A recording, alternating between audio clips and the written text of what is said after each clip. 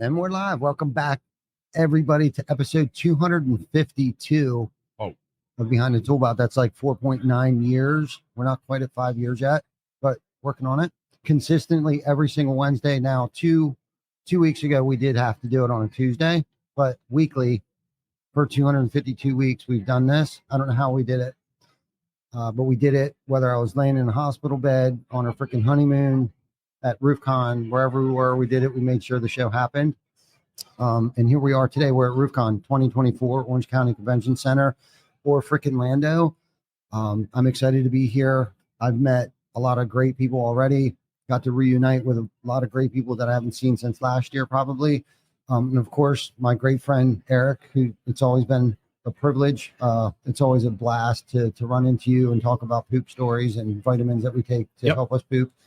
And shit like that. But we're grateful to be here. I'm grateful one day at a time. I've gotten here. We've built this amazing thing because of the B&H app on my phone, laying in bed at night, scrolling B&H's website, looking for cameras and shit like that to buy over the years. Oh, yeah. So if anyone, because people ask me, like, what did you do? I was like, well, unfortunately, somebody turned me on to B&H.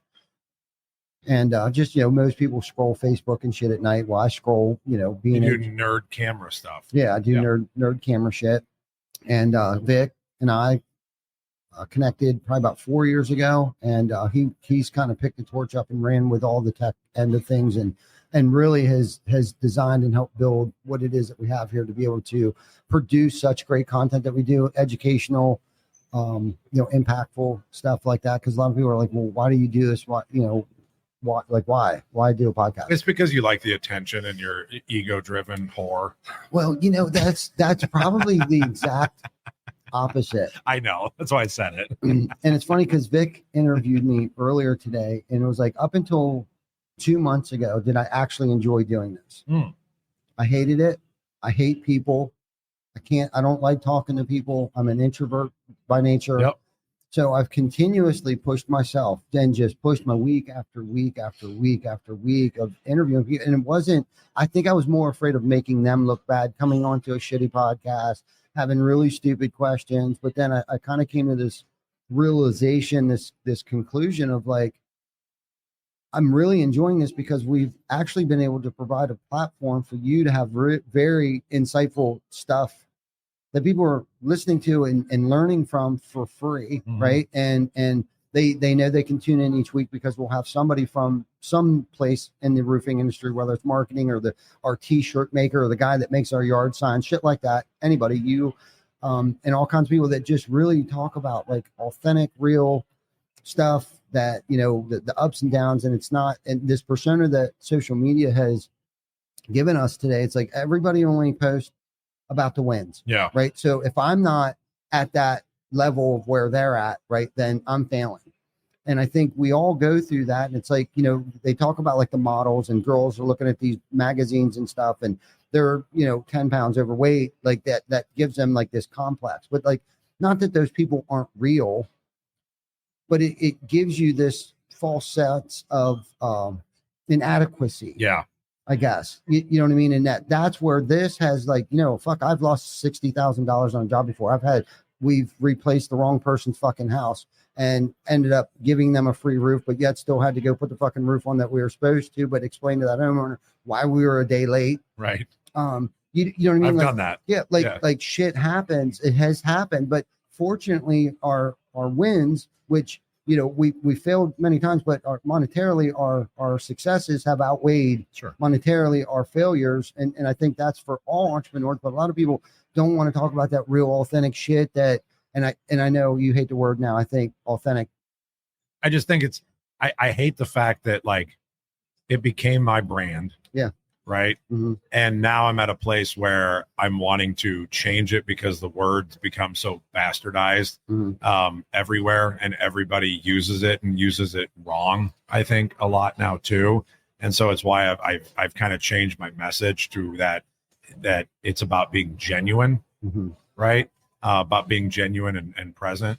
And yes, authenticity is still like a real thing. And like, we still need to talk about it, right? We still need to be authentic humans, but what does that mean? Because you could be an authentic piece of shit.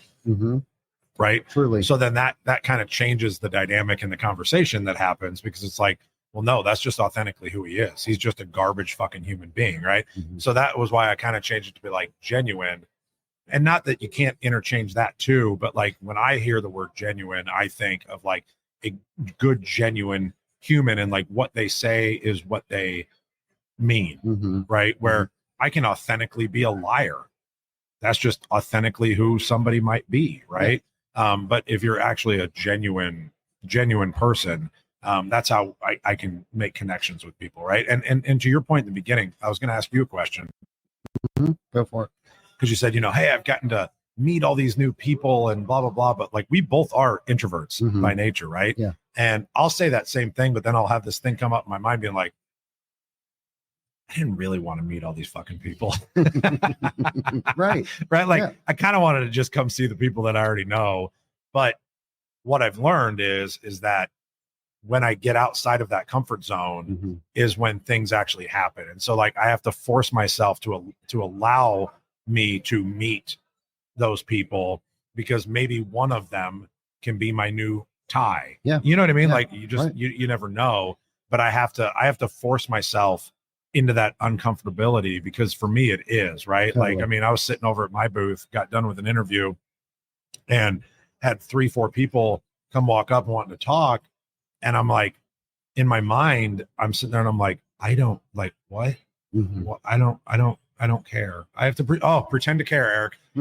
Fuck, pretend to care more, and like, and then I feel bad about that. And then I'm like, but that's and I'm trying to get better at that, right? But like these events, coming back, the point of these events is to get outside of that natural space that you're in that circle, and that bubble, and putting yourself out there so that you can meet these people that we need to meet, right? Yes. I brought some guys from my team down, and last night we had a little talk and a meeting, and I was like, look, if you, this was my challenge to everybody.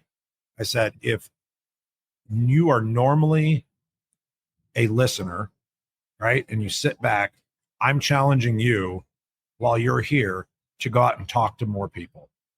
And if you are naturally a talker and don't shut the fuck up, I'm going to challenge you to shut up and just listen to people talk and learn something, right? So whatever it is that you're already naturally, fucking stop it for 3 days, do the opposite, because that's what you're going to gain something out of that, right? Because you went and got uncomfortable.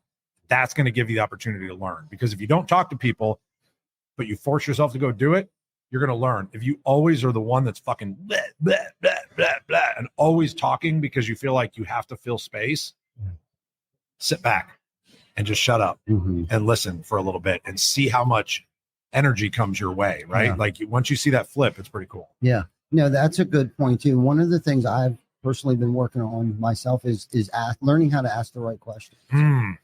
Not taking the conversation hostage by talking too much and by over listening and overthinking, but and not thinking about what I want to say next. And that's kind of hard during a podcast, but I really have been able to, I don't want to say I'm mastering it. I haven't mastered that craft yet, but to sit here and actually listen to somebody's words and take in and acknowledge what they're saying and being in the conversation, right? Because my mind can be in 15 other places. And honestly, I didn't hear a word you just said. I actually had, to be fair, sometimes people are boring too, though. Yeah, it's hard. It is hard being where your feet are. Yes. It really is. Yeah. You know what I mean? But I think the person that is asking the questions and not talking is the person that's in control of the conversation. 100%.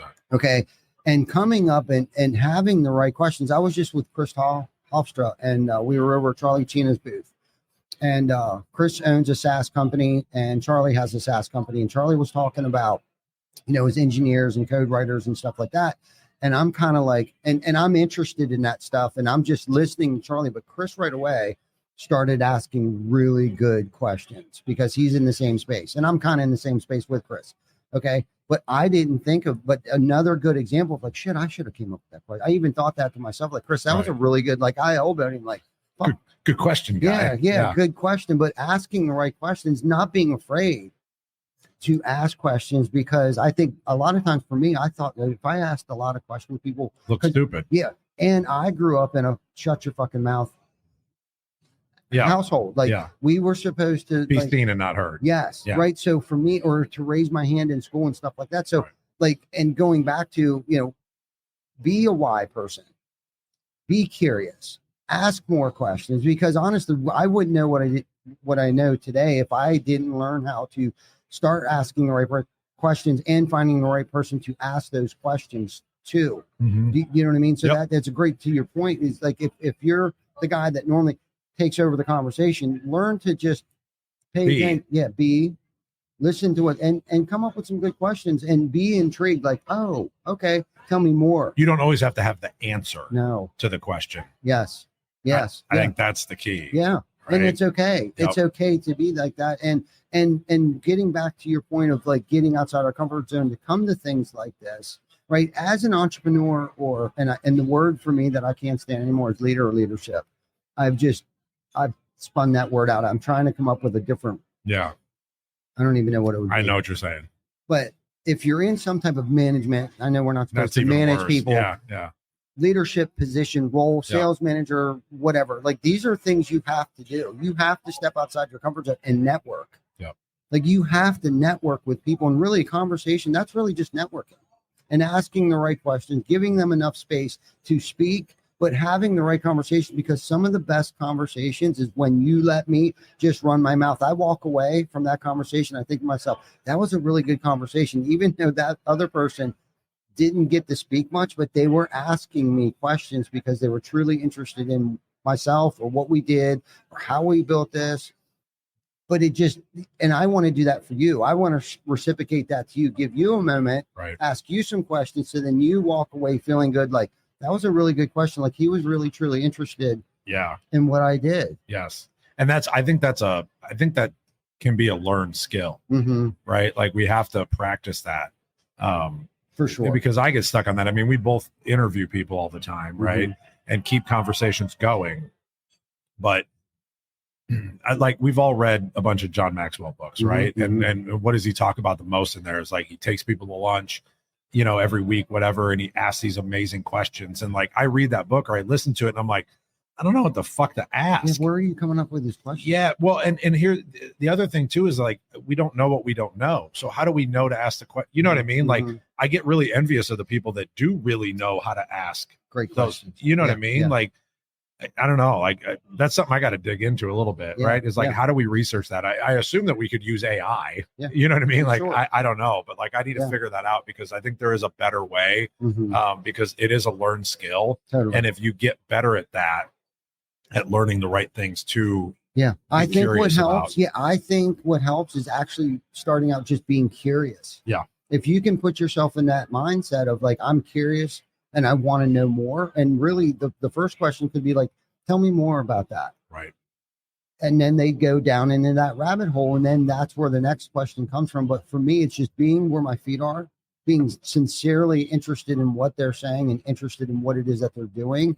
And then the questions for me just kind of start coming because now I'm interested. Like I'm really, truly interested in what it is that they're doing. And then it kind of gives them that time. Like I said, they walk away from the conversation feeling good and I think I heard that on an Ed Milet podcast, that like, that's what he does. Even if he's in a taxi cab, like he's not sitting there running his mouth in the back seat. He's actually asking the taxi cab driver questions about his family. Like, how long have you been in America? Oh yeah. Is your whole family, like just making people feel important because I'm interested in you. Right. And I think genuinely. Yeah, genuinely. And I think that goes a long way in relationships and networking with people is being, and with it, even if it's just adding value to somebody's life because of having a reciprocal conversation with them and giving them the time and being truly interested in them. Yeah. Right. Is a part of networking, a part of relationship, and a part of friendship. So I think that, and so that's the thing. I literally had a meeting about this the other day, in that I don't allow anybody to say that they're going networking or they're going to a networking event, right? Because that term implies a strictly transactional relationship, yes, right? It is. And so my what the fuck was that?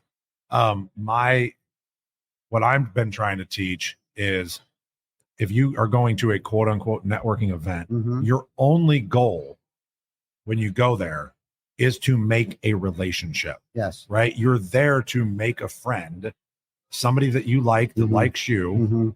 Yes. Build that relationship and don't fucking ask for anything. Yes. Don't ask for anything. That's the whole point. Because then it will just come to you if you do it the right way. This is what my breakout's about. Oh, it's is called it? Your network is your net worth. Right. Yeah. It is, but it isn't, right? You need to be giving more value than receiving in compensation. Yes. That's exactly what this whole thing's about. And that's honestly reviewing my career. That's that I've always landed the job, got the job done, and worried about getting paid later. Yep. Now, that's good, but you can also, long story short, run into cash flow issues. But that's why you have other people to deal with that. Yes. Right. Right. Because I don't like asking for money. Right. I don't like asking for it. I don't. Right. Yeah. I My don't want to wife beg. Yeah. loves fucking asking for money. No doubt. Right. Yes. She'll get on the phone and be like, bitch, you owe us $100,000. Yes. You're paying now. And I'm like, oh, it's okay. Like whenever they get around to it. You know? Right. Yeah. That's me. Right. She's like, no, they got our goddamn money. Yeah. I'm like, okay, well, go get it, honey. Exactly. Go get it.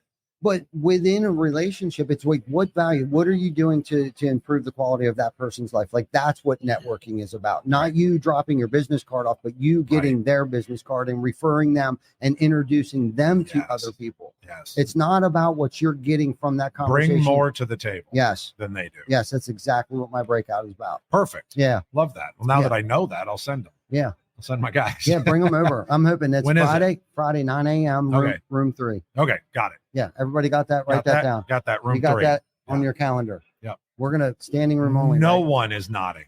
I know. What the fuck? Thanks. There you go. Good job. We need more nodding. Yeah. Yeah. But so, networking, that's kind of the season I'm in right now. I'm actually honing that craft. What we're talking about is learning how to ask the right questions, learning how to actually absorb what it is that you're talking about. Because I have an issue. I had Sydney, Bay, Tim Brown's wife's name. Bay. What's her name? Bay. It's Bay. B-E-A. Bay. Sorry if she's listening. I'm really sorry.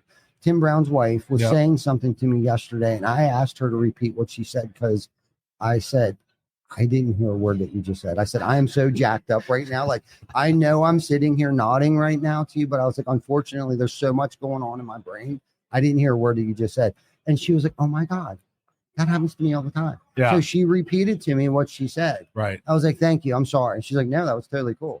Little random, but totally cool. Like, I'm trying to get better at that because I really want to hear what you're saying to me. And it could have been something important because I don't know how many times I insinuated or assumed you said something to me. No, it really wasn't. I took it wrong, or I didn't hear everything that you said. I think it's very important. It's part of the communication, right? Like, it's me listening to what you just said to me. Right. So that's kind of where I've been really digging into this, asking better questions. And especially in a podcast world, like, I better come up with some really good questions because it's not even about me sitting here running my mouth like I am right now. It's really about me trying to come up with great questions to pull the information out of you. I'm not saying that I can't run my mouth a little bit, especially if I got to keep the conversation going, and I need to be good at that too. That's a different craft in itself. Yeah. Because I've had some pretty questionable. I've had some people, really bad guests. Yeah, that just was like, oh my God, like I couldn't wait till that freaking hour was up. It's like, oh, yep, I think we're. Oh, I shut those down at 30. Yeah, I'm right. like, nah, exactly. these are only 30 minutes. Right. Yeah. But if my job is to be a communicator, and a part of being a communicator is I need to learn how to listen, shut my mouth, like you just said earlier. I got to shut up, and I actually have to listen to what you're saying and not think about what I'm going to say next. So I started writing my book. Okay. And it's called Shut the Fuck Up and Listen. I love it. Great title. Yep. Yeah. That's literally the title of the book. Let's talk about this a little bit. What inspired it? Well, so the team method stuff that I've been doing, like that I've used in my keynote and everything, inspired it originally. And I wanted to figure out how to teach and how to talk about not only like what we do inside of our businesses, but how it translates into our personal life, how I've stolen things from my recovery, implemented it into my business and into my life, and how I treat people. But taking that team method of trust, empathy, authenticity, and meaning, and then adding a couple of things of being present, right? Of being present. How do we find connection, right? Because at the end of the day, what I realized as I was starting to write this out and communicating with the people that I'm writing it with, it was like, so the basis was trust, right? And that's what we talk about in CCM calls and everything, right? Mm-hmm. Is that the basis is trust, and we're trying to we say we start with trust, but we don't. Trust is where we're trying to get to, right? Which is why we need to implement empathy and authenticity and meaning. But then what I realized was that, yes, trust was the ultimate goal, but the actual goal was connection. And that was what I felt like I've had times in my life that's what I was missing, right? When I was drinking and using still, what was I missing? Connection. How many times have we been in relationships with people and we felt like we had absolutely no connection, right? And we didn't take responsibility for any of that. We would just blame the other person, you know, for that thing. And so what I realized was that the ultimate goal was connection. So we worked through those 4 things to be able to get to connection. And then the other part of that is being present and figuring out how to be present and just shutting the fuck up and listening, because you can't learn anything if you think that you're always have to be the smartest person in the room. So I'm taking some stories of my life, of my past, of my present, and intertwining them together, but being able to teach those 4 or 5 pillars of what I'm trying to build. And I've built, I think we're doing 2 more recording sessions, and the goal, it's going to be tight window, but the goal is to have the book done and published with hardback copies by the time we go dive in January. Nice. So that I'm able to bring the book to the dive trip to give to everybody on the Unmastermind trip. How ironic is it that this is our topic right now? Because I seriously didn't. You may have said in passing, like, "Yeah, I'm going to write a book," but I don't know if I did. I don't tell anybody anything until I do it generally. Like, I don't even like talking about it now because it's not done. You know what I mean? Like, I like to just show up and go, look what I did. I don't like to talk about what I'm doing, but anyway. That's very cool. Cause that's kind of where I'm at my season. But what I was thinking about when you were talking, it's like, I want you to write another book in 10 years on the same topic and where you're at then compared to now and how those stories have shifted. Oh, for sure. And your perspective on that. Yeah. They probably won't be as interesting.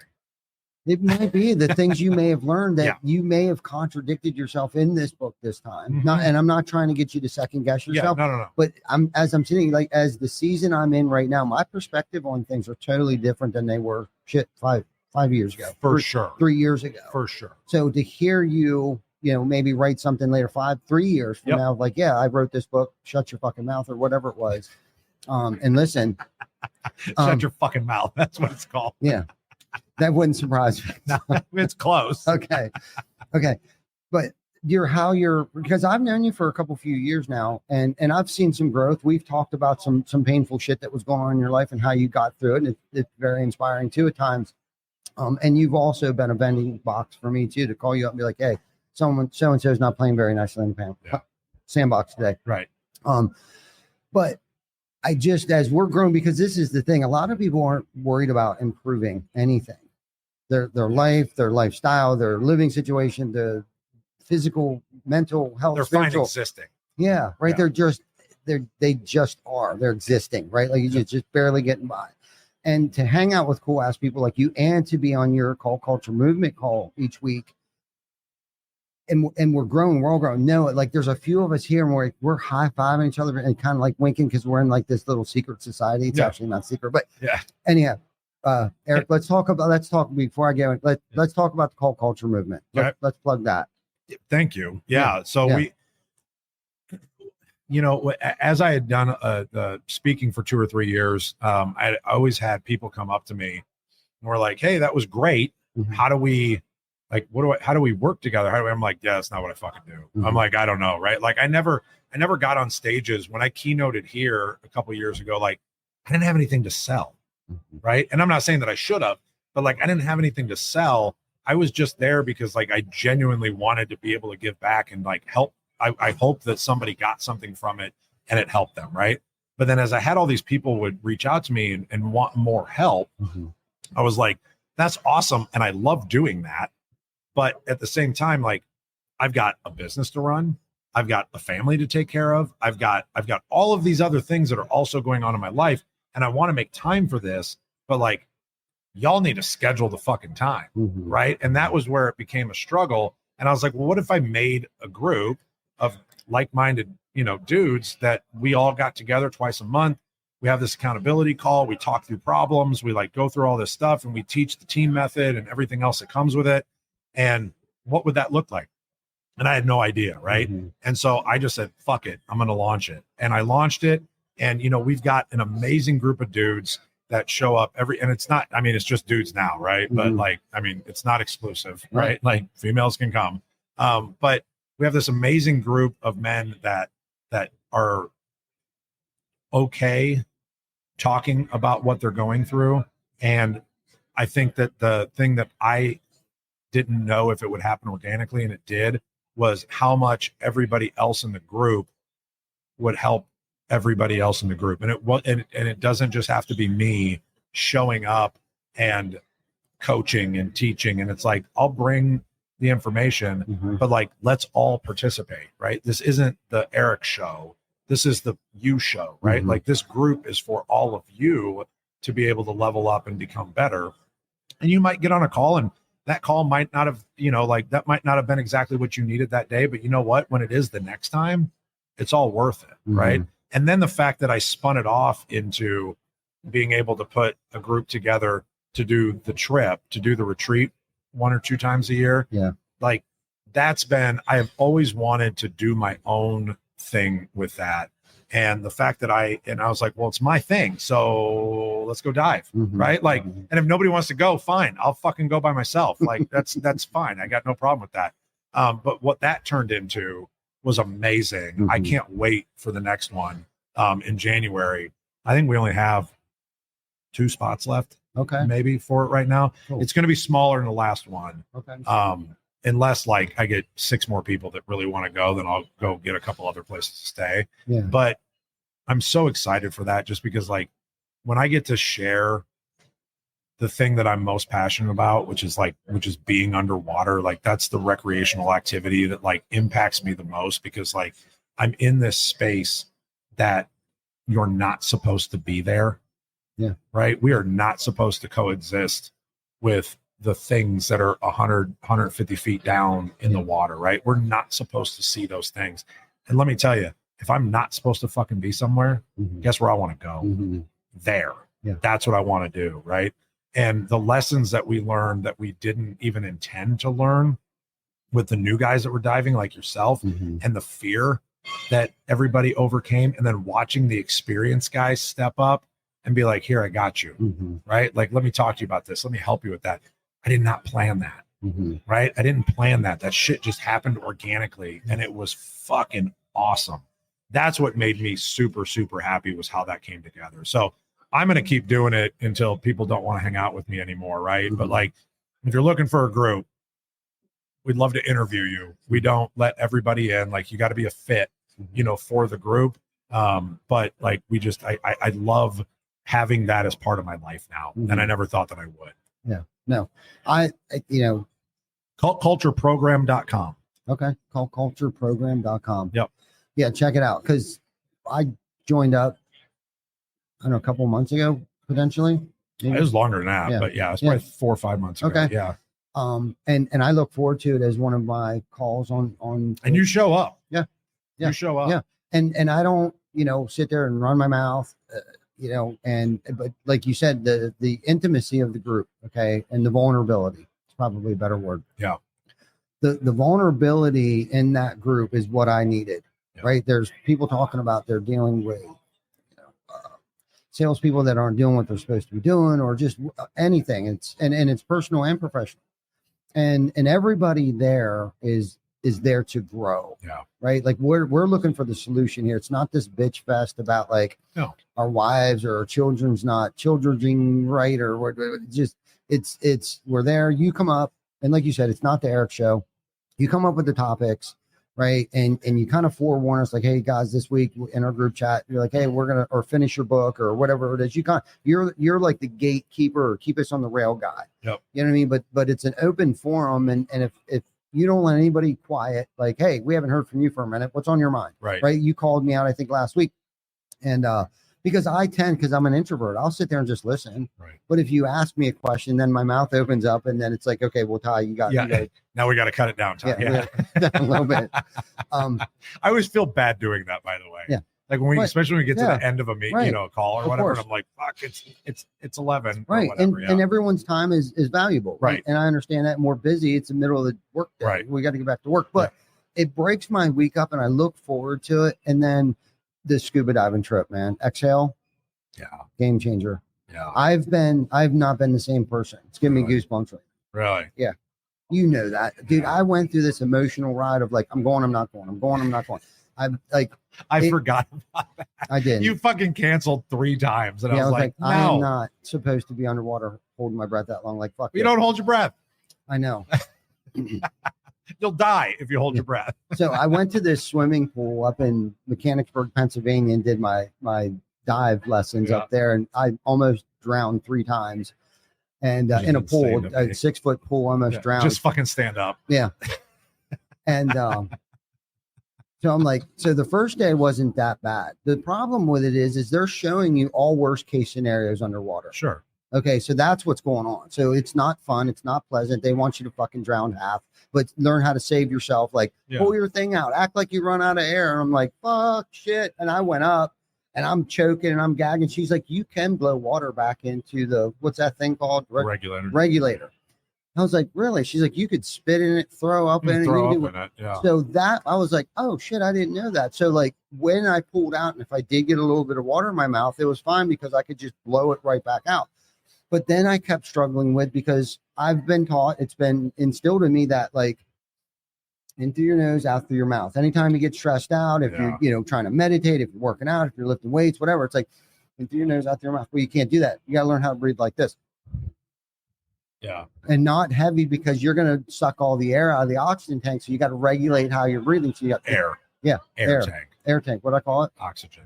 Yeah. Air tank. That's how, for people watching, if somebody says an oxygen tank, that's how you know they don't actually dive. Yeah. So I don't actually dive. Well, you do though. You're learning. You're still learning. You're still a little new. Yeah. But that is the difference. Yeah. Because oxygen is what you take on the boat if you get decompression sickness, and they fucking put oxygen like on your face, no doubt. Pure oxygen. Because if you breathe the oxygen, pure oxygen underwater, you die. Okay, I didn't know that. Yep. So right now, go on. Okay, so good. Learn something. Yeah. So I got through that. Even made it through everything. She signed, gave me. I got a book. She stamped it, did everything. But now you still have to do what's called an open water test over in Cayman. So I get home. I'm like, man, I'm not doing this. I call Eric up. I'm like, Eric, he's like, you didn't even take your testing. I was like, I did. He's like, and you're not going. I'm like, dude, I'm not going to do it. I can't do it. It like goes against everything that like I was taught. Like, you're not supposed to be underwater that deep for that long and breathe and all this shit. And it's like, I'm going to die. And so I was laying in bed and I thought to myself, what kind of leader, the word leader or person or father, right, would I be if I can't get through this? Right. Like, I've gone through a lot worse things, a lot worse situations that I've put myself in, and things that I didn't necessarily put myself in. But if I can't get through this, what is my team? Because my entire team knew I was doing this. Oh, they did. Yeah, pretty much. I mean, Vic did. A handful of other people knew, because I don't know how they knew, but they knew, probably because talking on the podcast or whatever about it.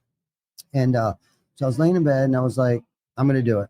I have to do this, because if I can get through this, then I can get, it's another one of those milestones or those stepping stones that we push ourselves with, that just push ourselves hard enough. Like, okay, if I can accomplish this, okay, what's the next goal? What's the next goal? So this was one of those very uncomfortable situations that if I knew I could get through this, there wouldn't be a whole lot that I can't get through, because drowning is one of my biggest fears. And the backstory on that is that I did drown as a child. I love the water. I love being on the water and I love being around the water, but I don't necessarily like being, and I've snorkeled once or twice like that, but I don't necessarily like water. Snorkeling sucks. You have to work so hard. Water in my face. Like I just remember looking up and not being able to get to the top. And it just, so all of this shit's kind of coming, resurfacing now. Right. Cause, and so I'm like, I'm not going to do it. So I called you up and I was like, I'm not going to go. And after I even talked myself into going, I was like, I'm not going to go. I don't have time. Yeah. I work. You did make some bullshit excuses. Yeah. Work's busy right now. You literally called me and said, I'm busy. And I was like, don't you have a team? And you're like, yeah, but they need me. I'm like, no, they fucking don't. I'm like, there isn't anybody there that needs you for 5 fucking days. Right. Seriously. So 5 minutes later, I called you back. Yes. I was like, I'm going. He's like, well, that's good because I didn't get rid of your spot. No, I was never going to, because Yeah. I was harassing your wife. Mm-hmm. Yeah, totally. Yeah, I was harassing your wife to make sure and be like, tell him not to be a pussy. Yeah. So she encouraged, she really did encourage. She's like, Ty, you should really do this. And you're glad you did. Oh man, I still to this day, I am a different person. I compare that to uncomfortable situations that happen throughout the course of the day, the week, right? Compare it to that. And it's like, fuck, dude, we were 130 feet Right. on my third dive of my life. Yeah. Okay. With a turtle that came right On here. like 5 sharks. And 5 sharks. We got to swim with sharks, which is what a nominee the first time. The way that it happened Diving? for us was, I mean, like you'll see him on that side that we were on, but Mhm. like the fact that it was like literally one of our first dives and we dropped down and there was like 4, 5, 6 sharks just Mhm. fucking circling. Yeah. That's odd. Yeah. Like that was pretty awesome. It was like I planned that Mhm. and I did. Like, because we'll go back and like we could dive for 4 days and not see one shark. Yeah. You know what I mean? Like you don't know what's going to be where. Yeah. It's not like we put up bait.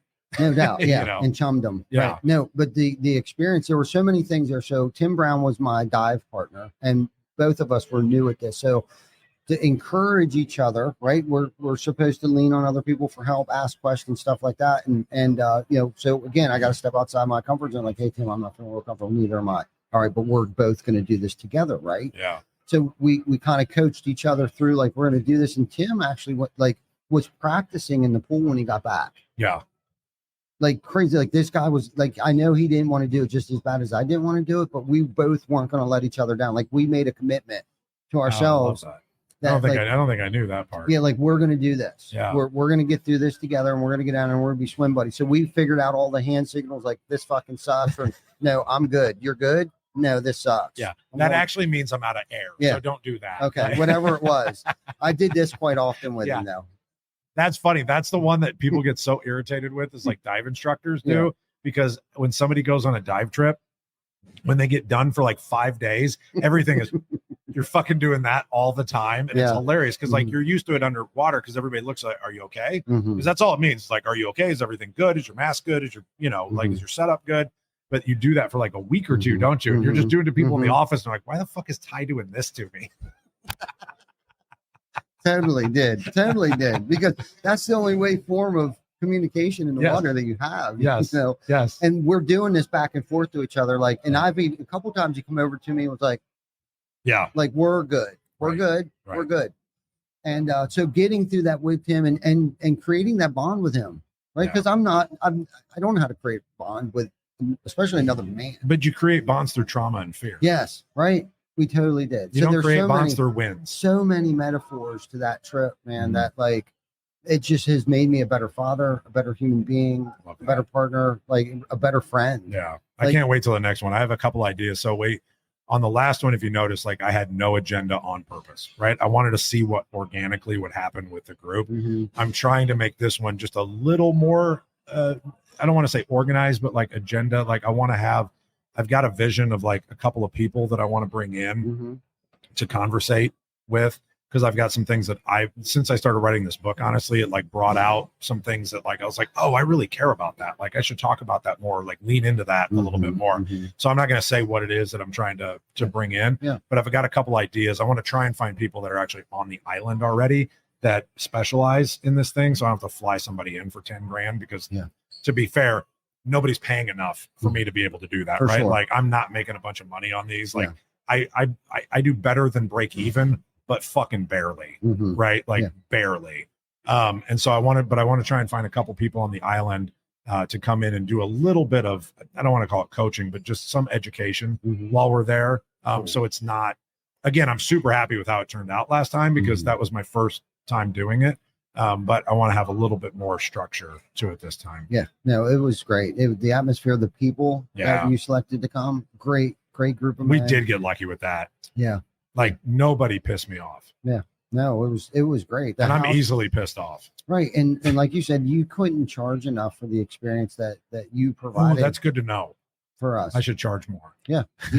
I mean, between the house, the food, we had our own cook Yeah. in the house, Yeah. like And he was awesome. amazing Yeah, food. and I got him food. back again We this had time. access to food and drinks the entire time, even though we had set times that we ate. There Yeah. was still food Yeah. available, and it wasn't. There was the only uncomfortable part was being on the boat doing the dive thing. But outside of that, the fellowship and the camaraderie that was made and built from that trip. Joe Hoffman and I are closer now. We've never been that close till that trip.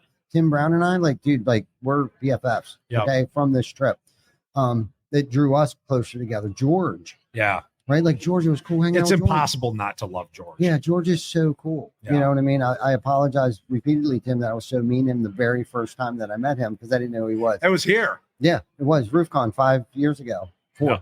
No, 3. 3? Okay. Yeah, it was the one right after COVID. So it would have been 21 or 22. Okay. Yeah. Didn't know who he was, but you thought he was selling something. I did. He just kept following me around. I thought he was trying to sell me some shit or something. But George, good old George, man. Like, and dude, to see him in his atmosphere, his element. Yeah, and his element like that was cool. And his what's his buddy's name? Jamie. Is it Jamie? Well, Jamie was the English guy that was helping. Maybe. He was filming. Yes. Yeah, Jamie. That's Jamie. Yes. Yeah. I'm hell with names. And Jamie just left this month. Oh, he really? Went back to England. Yeah. Yeah, so both of them great dudes. And then the captain of the boat, what was his name? Kevin was a great dude too. Yeah. Helped us through getting our the rest of our certification and all that stuff, and took us to the great spots to take us diving. Like the whole atmosphere, the food, especially the food, it just wasn't like microwavable shit. Like there was a gourmet chef that was in the kitchen, mixing shit up and making like real good local stuff and some Americanized shit too. But great experience. Keep doing it. Continue to keep doing it. Cult Culture Movement. What's your website? Cultcultureprogram.com. Cultcultureprogram.com. CCM. Yeah, check it out because it has changed my life in just a short period of time. The calls, the diving experience. I'm looking forward to. There won't be no backing out on this one. No, because I want to become a diver. Yeah.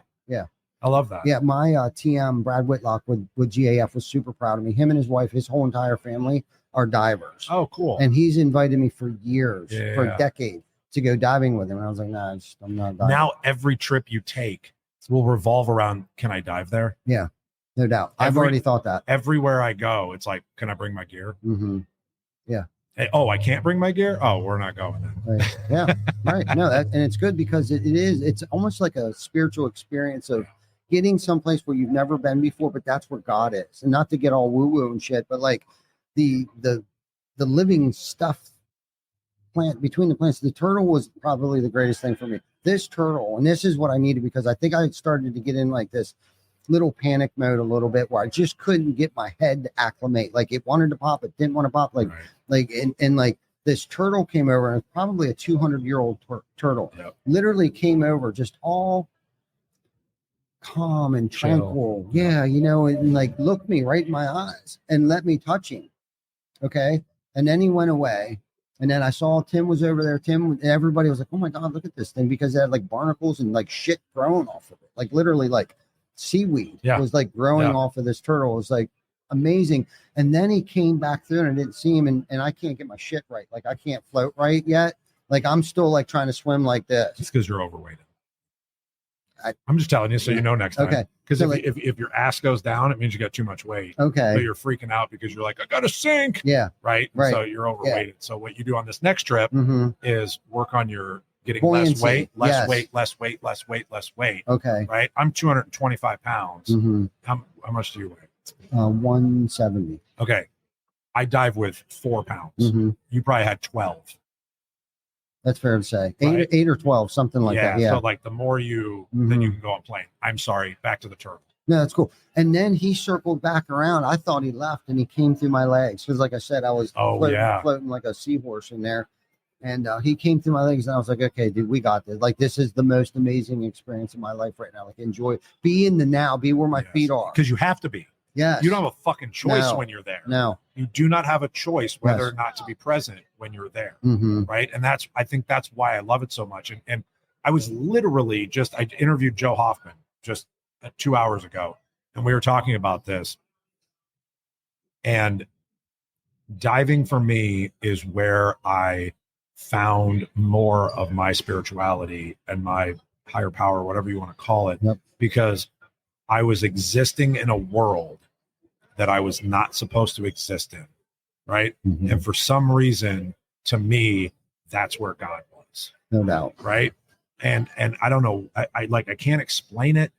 I don't know why. but like when I die, like I don't get anxious. I get calmer. I track my heart rate on this while I'm diving, and like I'm in the 50s, right? You are not. No, right? Not even close. We'll get you there, Never. right? But like my heart rate goes down. I chill out. Mhm. My breathing slows down, and I'm like present, and I'm like one with this environment that I'm in that I'm not supposed to be in. I'm existing somewhere that I'm not supposed to exist, right? Who knows? That could be death. Right. Like, I mean, like understanding that, like, I've been on such of these weird journeys and these interviews, like that I did with Becca and everything. And like, she opened my eyes to all these different, you know, parts of my life. Like, I want to go to fucking Peru next year and fucking do a ayahuasca trip. And like, I understand that that's conflicting with my sobriety, but fuck it. Like, I really want to, I want to do these things to open up my senses to the world as a whole. I don't want to be on my deathbed saying that I didn't get to experience everything that I could experience in my life. And so I'm going to make every single effort. And if that means I need to put the fucking shit together and get people to come with me, let's fucking go. Let's right? do Like it. that's the thing. I want to experience shit with people that I like. That's good. You know, and to get back to our earlier conversation, if you wouldn't have interviewed Becca, you wouldn't know these things existed. No. Right? By allowing her to come into your space and asking her these right questions, and she's opening your mind, right? Like, because you were asking her questions. And she's cool. Joe Huffman, awesome. Fountain of knowledge, another good person. But by stepping outside of our comfort zone, we learn a lot more about ourselves, about other people. We learn how to care. We learn how to be in the moment, be where our feet are. And that trip for me has opened my eyes to help me be where I'm at. Step outside your comfort zone, because this may be the best thing that has ever happened to you. And once we got through that and we were home, dude, I was probably the calmest. And I think I'm still kind of riding on like this calm. You know what I mean? I don't feel like I'm so short tempered. I feel like, I don't know, it really has changed my how I feel and look at things much differently, because I don't know if maybe it was like at first like a near death experience is how I felt about it. Right. But then I got through it, and it turned out to be like one of the most magical things that I've ever got to experience. So like, I don't know if it was almost like I died and was like reborn almost going through that trip. In Cayman. Sure. You know what I mean? Yeah. And I came home and like, I don't know, I just felt like I didn't get so overwhelmed. I still don't feel like I get so overwhelmed. Like even during this whole setup thing, a couple of people were like, how are you so calm through something like this? Like, well, you should have saw me fucking last year, because, you know, I was probably tripping out about something. Yep. You were. Yeah. I remember. Yeah. Something, I don't know what it was. I don't know if it was the Wi-Fi or they wouldn't let us in something. Right. Yep. But like, I just kind of look at things differently. I'm a little more calmer. And I realized, because I think one of the things is I'm tired of showing my ass of because of my behavior, because of something happening, not just dealing with it and getting through it with competency. Right. And realizing that everyone, especially on my team, is watching me, how I get through situations. How do I handle situations? And getting back to why I went was because I felt like all eyes were on me. And if I couldn't get through this, what if we went through a recession? What if we went through something like, our leader's not the guy that we want in charge right now. So for me, going on that scuba trip made me a better person, father, son, entrepreneur, all those things, because of getting this. So thank you. Thank you. I don't know if I thanked you or not, but I'm thanking you now. We're definitely at our 1 hour mark here. Is there something you want to leave us with? I know we covered a lot of stuff. We did, today. man. You know, I leave everybody with what we talked about today that I think is important is being present, right? Being present for your people in whatever space that you're in, right? All of this shit that we just talked about today translates to your family. It translates to your office. It translates to your employees. It translates to everything that you do. If it makes you feel better by thinking about it from a business standpoint, and it's easier to digest, cool, go ahead. But then don't be the dipshit that doesn't take those same lessons and go home, because I see that more than anything with myself, even, that I can be more patient and more present at work than I can at home. And that's a fucking mistake, right? So if we're going to preach this shit at the office, if we're going to preach this shit with our people that we work with every day, then don't be a fucking hypocrite and not do it at home. right? Because, and here's the reason why you do that. It's because those are the people that you take for granted, right? And that's bullshit, right? You don't take everybody at work for granted because you're like, oh, I hope they don't quit. I hope they don't blah, blah, blah. I really got to invest into this theory and this thing that I need to work on, right? But when you're home, you're like, she ain't fucking going anywhere. Where the fuck's my kid going to go? Like, they need to eat, right? Yeah. But then you lose the connection and you lose the trust and you lose all the things that we were just talking about if you don't translate those things. So like, that's why coming here, when you learn these business lessons, realize that what they're really teaching you are life lessons, right? They're teaching you life lessons and a way to live, right? Use that and don't take that for granted, because there's opportunities in everything that we do to be able to implement that into your life, not just into your organization. And I love that. I love that. Practice these principles in all your affairs. There you go. You know what I'm saying? For real. So here we are. We're at our hour mark here, man. We really appreciate everybody tuning in. Don't forget to like, love, subscribe, share, put some comments in there. If there's something that you guys want to hear us talk about on the next time that we go live, or next week, or in about an hour here, please don't hesitate to put it in the comments. We're here all week, so we'll see you probably in the next 30 minutes. Good job.